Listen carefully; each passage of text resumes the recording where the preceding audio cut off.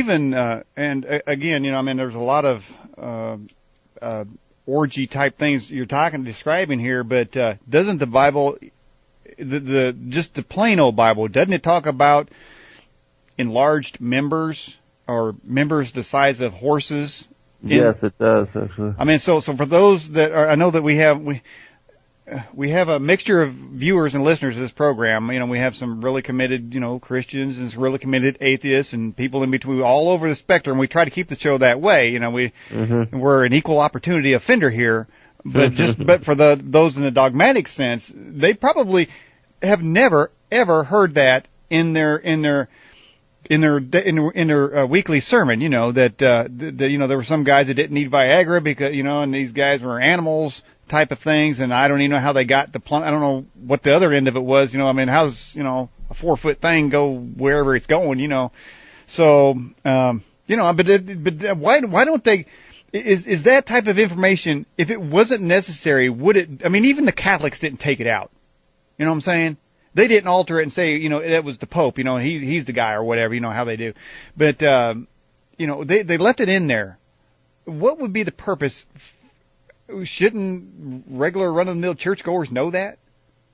Yeah, those that do their homework and actually do some research and actually read the Bible and have an open mind over what it says, there's all kind of things that are revealed through the Word. I mean, even the fact that giants, that all throughout the Word we have an account of the existence of giants. Mm-hmm. These 6-fingered double rows of teeth, these 8-foot up to 15, and even prior to the flood they were much taller and much larger. Mm-hmm. We have all these accounting. We have bones. We've got skeletons. We've got skulls.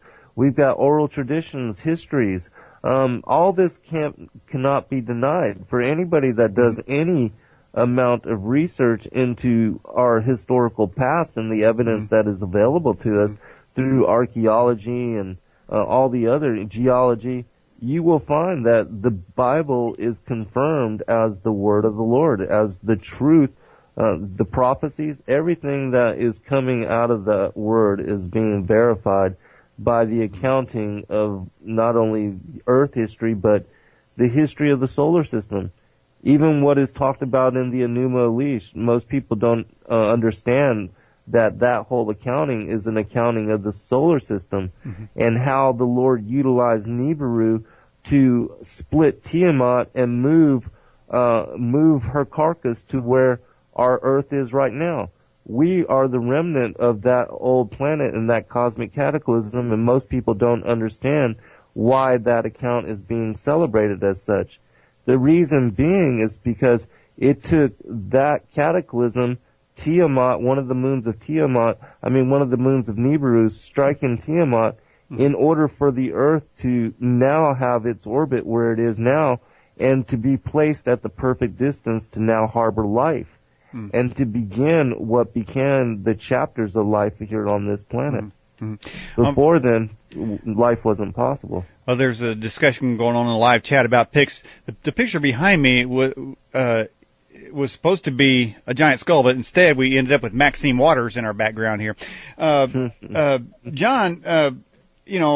the hybridization of the human race, I mean, that is a theme that is being generated these days by the scientific community as a plausible reason how there was an apparent leap of the human species more than, say, even a long evolutionary period. So they're agreeing to and proselytizing the idea that aliens may have infused or created or used the Earth as a laboratory of species, and some moved on and some didn't. So wouldn't some of these conversations that we've been having, these statements you guys made, fit actually in and support their theories? Well, the truth of the matter is that what this is all spoken of in the Scripture, particularly in Second Thessalonians, First Thessalonians. Like for example, God warns that they're going to perpetuate a lie. Mm-hmm. Okay, so you have it right here in 2 Thessalonians 2, verse 5. It says, this is Paul talking to the Thessalonians. He says, "Do you not remember that when I was still with you I told you these things, and now you know that what is restraining, that he may be revealed in his time." Now listen, it says, verse 7, "For the mystery of lawlessness is already at work." Stop. That mystery of lawlessness is these grays, these aliens, hybridizing human beings. It's been going on forever. You've got grays. Don't get me going on Truman and the treaty that he did with the grays, and it's out of control. The abductions are potentially in the millions. The chipping of the human race to control mankind through mind control. These chips. If you go to alienscalpel.com, you'll see that these chips are actually have fibers of the nervous system that grow and attach themselves to the chips. So these are electronic devices that are being implanted in human beings to control them through a type of mind control. So you've got all these folks out there. I can't say who is chipped and who isn't, but you've had a lot of people on your show. You've had this Michael Elligan, all these folks that some of them even claim they're not from this earth, that they're hybrids. Indeed, I believe they're telling the truth. You've got all these people that are conjuring up through various transcendental methods. You've got this guy, Dr. Stephen Greer, who was a graduate of the Maharishi Institute, and this guy admits in his book that he can conjure up Palladians and have them land in his backyard and go have conversations with them. I believe these people are all chipped. And and then you look at the alien abductions. It's a constant repeat. So they're constantly re-abducting the same people. They're bringing out little hybrid babies and they're having them hold them and coddle them. There's this soul-scalping paradigm where they're harvesting soul energy from human beings. This stuff is really creepy, but that's the mystery of lawlessness, which is spoken of right here. And then it goes on to say, listen to this. It says, "And the lawless one will be revealed, whom the Lord will consume with his breath, and of his mouth and destroy with the brightness of his coming." The coming of the lawless one is according to the workings of Satan, which with all powers, signs, and lying wonders. And I'm going to skip ahead. Listen, this is critical. "And for this reason, God will send them a strong delusion that they should believe the lie." That lie is this concept that the Anunnaki are our creators. They're not our creators. Okay, Yahweh God, our Heavenly Father, injected Adam and Eve into the garden in Genesis 2:7. We are spirit breed. These aliens have been able to soul scalp, but they cannot capture the spirit. They have to drink the blood of mankind. These reptilians, they cannot maintain their shape as humans without drinking blood on a regular occasion. It's some pretty dark stuff. As a matter of fact, now might be a really good time to play those clips that I gave you earlier, because this is some pretty jaw-dropping testimony. Okay, all right. We do have those clips available here, and what John the Baptist is talking about. So everybody stop talking in the live chat. Don't send in questions, and pay attention to this audio we're getting ready to play. Here we go, guys. When the victims are starting to be sacrificed, it's the scent of the blood. And they start shape-shifting at that point in time. And they can hardly wait to get to the blood. It's like they're addicted to the blood. And then the consumption of human flesh. Okay, wow. Now we're going to go ahead and play clip 2 there, John. Yeah. Okay. All right, here's clip 2. And consume human flesh. There are certain times when they will actually do a sacrifice, or there will have been someone doing a sacrifice, and it's not happening fast enough for them. So they will step in and finish it themselves, because the ritual has to be gone through this. It's sacrificially, I mean, ritualistically, it has to have been gone through, and they will step right in and just start tearing the throat out, and they're getting all this blood from the jugular vein at the same time, and that has happened when there are many there that are going to be sacrificed, and they just can't wait, and tearing into the contents of the. John, that was very disturbing. There, the lady there, how did she come about this information that these aliens get into reptilians sort of get into like a feeding frenzy, and they've got to go for the jugular vein and start chewing and gnawing and drinking blood? Was she a first-hand observer or what?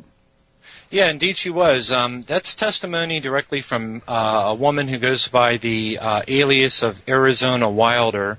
And she was a mind control slave that was raised, just like Kathleen O'Brien was in Transformation of America. That's the book where she had testified of seeing, George W. Bush shapeshift into a reptilian.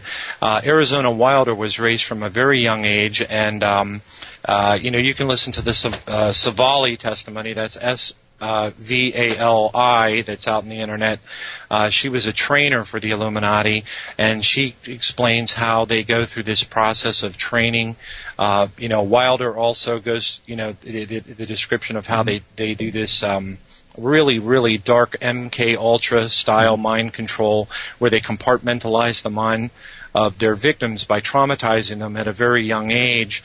And she was raised specifically for the purpose of being a mother goddess over reptilian sacrificial ceremonies, where she had seen Representative Byrd, Senator Byrd, who recently passed away. She had seen, of course, the royalty from the Windsors shapeshift. You've got, of course, the testimony of Christine Fitzgerald that is just absolutely jaw-dropping, which I have here.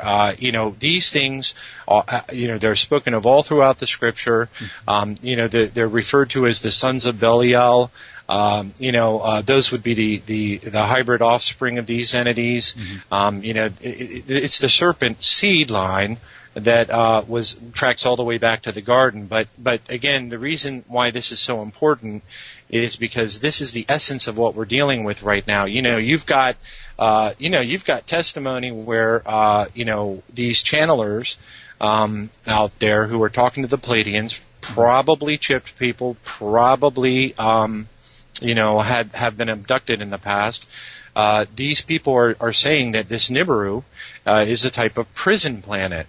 Okay, and I would even maintain that Revelation 9, which speaks about the locusts that come upon the earth, that inflict pain and sting men like scorpions for up to 5 months, that these things are mantis-like creatures that are released from this abyss or this prison planet. You've got testimony here. I've got here on page 67 of this book. It says, the reptilians, a genetics akin to reptiles. These are highly advanced entities, but viewed as being a negative, hostile, or dangerous disposition, since they regard humans as a totally inferior race. They would perceive us much the way that we would perceive a herd of cattle. They are carnivorous in regard to humans. There is supposedly a driven planetoid or asteroid inhabited by 30 million of these lizard folk that is to enter our solar system in the mid-90s. This tracks back to the fact that we've got Leo, the star system, the Leo star system, Orion, the Draco star system, where the Draconians are supposedly located. These are the Great Pyramids in Giza and Angkor, which is in Cambodia, Japan. The ones that are the ancient pyramids that are underwater off the coast of Cuba. All of these pyramids are in the same alignment and shape as the Orion Sirius, Draco, and Leo constellations or star systems, and and then you have the Sphinx, which is of course a type of a lion, and right now it currently points to the Taurus or the bull, the Taurus star system. And what's interesting is that if the Earth was flipped 180 degrees, the Sphinx would actually be pointing toward Leo, warning people ultimately that these things are returning from the Leo star system. And that's exactly where Elenin, the comet Elenin, and also, I use the term comet very loosely. Of course, Richard Hoagland says it's not, it's a driven, there's a lot of different claims regarding it. And then you've got Nibiru. So Nibiru and Elenin, both of these objects, arguably the red and blue star Kachina, spoken of in the the ancient Hopi prophecies, they came from the Leo star system. So and now, like I mentioned on the last show, Google.com/sky, type in Leo for a search, and then or Mercury, and then just click the infrared button and scroll to the right a little bit, and you'll see this thing. As long as you got the infrared turned on, because it's a brown dwarf. It's supposedly minus 243 degrees Celsius or Fahrenheit. Zen Garcia, is there a planet called Nibiru that's heading our way? Yeah, absolutely, and it's confirmed how long? Okay, all through the different texts. All right, now, so how long is it going to take for that planet to get here? Well, it's already here, and supposedly, and me and John have been doing a number of shows on this, breaking this information, because I found a quote from the Colburn Bible that mentions two sky monsters, one following directly behind the other one, and how it eats its trail. And if this is indeed correct, John and I are guessing that this object is behind what we are dealing with as far as Comet Elenin. And Comet Elenin is already interacting within the interior of our solar system and is already at its closest point to the sun. And we're supposed to be crossing over the path of this particular comet October 16th. And if the Hopi prophecies are correct, the blue star, red star, Hopi Kachina prophecies, and also if the Colburn Bible is correct, then there's this Nibiru is following Elenin. And if that's the case, and we're supposed to go and cross over the dust trail of Elenin October 16th, then we could possibly be interacting with Nibiru as close as a month from now. Well, let me ask you. There's a lot of internet chatter going on. My inbox got filled with about 10 notices from my peeps around the world. But is there some sort of false flag event coming up September 27th where the United States is supposed to be running a DEFCON 1 security test, and Obama's going to go to an underground military base underneath Denver Airport? Have you heard that? I think you should let John touch on this one. I think he's probably got more info on it than I do. What you got on that? Do we got a DEFCON 1 coming up, false flag?